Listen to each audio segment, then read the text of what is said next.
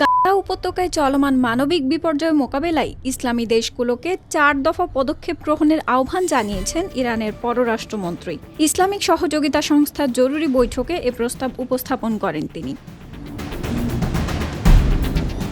Abbas Araghchi বলেন, Gaza tragedy কেবল মুসলমানদের জন্য নয়, এটি বিশ্ব বিবেকের জন্যও একটি পরীক্ষা। ইতিহাস বিলম্ব ক্ষমা করবে না। গাজা অপেক্ষা করতে পারে না। এই পদক্ষেপ নেওয়ার সময় এখনই। তিনি গাজা সংকট নিরসনে 4টি সুপারিশ করেছেন। সেগুলো হলো ইসরায়েলের সঙ্গে সব ধরনের সম্পর্ক সম্পূর্ণ ছিন্ন করা, রাজনৈতিক, অর্থনৈতিক ও আইনি নিষেধাজ্ঞা আরোপ করা, আন্তর্জাতিক আদালতে যুদ্ধাপরাধীদের বিচারের উদ্যোগ নেওয়া এবং অস্ত্র প্রেরণ এবং ন্যায় বিচারের বিরুদ্ধে ভেটো দিয়ে ইসরায়েলকে সমর্থনকারী সরকারগুলোর মুখোমুখি হওয়া।